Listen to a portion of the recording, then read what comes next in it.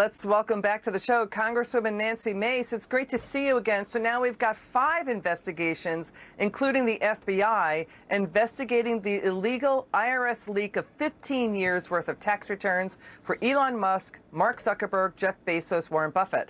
People are feeling like, oh, this is a great thing. You know, let's go after the rich guys. This is about America's tax security. Where do you come down? Well, I think the timing is very suspect, as you alluded to before the commercial break, when you have President Biden talking about taxing the rich in order to pay for this infrastructure package and that corporations will have to pay their fair share. And then all of a sudden, there are IRS tax leaks of the rich coming out right now, right on the heels of this wildly, inappropriately massive infrastructure package that came out of the House Infrastructure Committee just a few days ago. I find the timing suspect. The other thing is that there are administrations and agencies, federal agencies, that have a long history of leaking information and targeting their political enemies. And the IRS is not immune to this. It wasn't long ago that it was the IRS's lowest learner that was going after conservative groups. We saw in the FBI a few years ago, it was Lisa Page and Peter Strzok that said that they needed to stop Trump. And so this kind of thing, it has to stop. But it's one of the reasons that we really should be trying to make the IRS smaller, not larger. Biden right now is adding tens of thousands of agents to the IRS that have no accountability to the American people, that their information would be protected. Yeah, the lowest learner thing really stuck out because that was about, you know, conservative nonprofits being given a hard time to achieve nonprofit status. And it was a sort of a suppression of free speech. You know, covering the IRS for decades and testifying twice before Congress about IRS and tax reform, the sense that I got from Congress is that we exist for the government.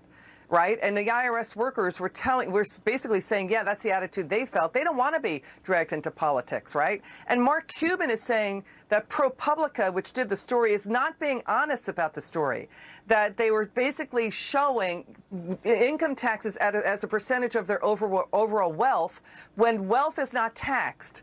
It's not taxed under the U.S. Constitution, only income. So we're talking about paper wealth. Paper wealth is fleeting. Just ask pets.com and the tech bubble, right, when that blew up. I mean, if Elon Musk is going to sell billions of dollars worth of Tesla shares, that's going to slam retail investors. A lot of their holdings are in paper wealth that they have not sold yet, right? Right, and we're taxed on income, but that's one of the reasons it shouldn't be easy to cheat the tax code. If we had a simpler tax code, a smaller tax, a flatter tax with few deductions, then there wouldn't be the ability to cheat the IRS. I mean, I think this is a conversation, should spark a conversation for tax reform. It'll never happen in my lifetime, probably, as much as I would love it to, but there are ways that this can be done and be fair and equitable across the board. But we're not seeing that right now. We're seeing these. Right, a flat tax. That would be great. And it would be more equitable. People would feel that way. And if there are fewer deductions that way, and then, you know, everyone's paying their fair share, whether that's consumption tax or flat tax, either one is better than what we've got right now. Yeah, it's interesting when the Soviet Union broke up, those satellite countries in Eastern Europe and elsewhere got the flat tax, but we got the IRS. You know, the Wall Street Journal's Kimberly Strassels is agreeing with what you're saying. It's of a piece of how the country is run. It's by a bureaucracy that's running the country. Let's be clear about it. And having studied it since the 80s, it's quite a bureaucracy. I want to get to this, though. The Justice Department Inspector General is now probing the Trump administration subpoenas to Apple for information on a dozen House congressmen, including Adam Schiff and Eric Swalwell. We've reported on how the Obama administration was wrong to go after the Associated Press, the New York Times, and their phone records. How is this different? Well, this is wrong. They're both wrong, right? And Democrats would have more credibility on this issue. They're raging on Twitter right now, but they'd have more credibility on this issue if they didn't abuse their own surveillance powers to go after Fox News and the Associated Press. And you're right. It was the Obama's Department of Justice that went after journalists, right? I mean, that was wrong. And this is wrong now. That was wrong then.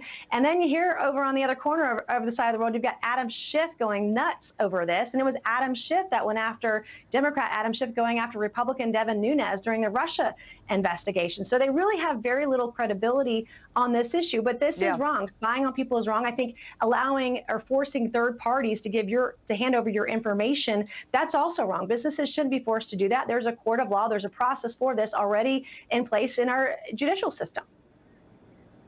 All right, Congresswoman Nancy Mace, thanks for joining us. It's good to see you. Thank you, as always.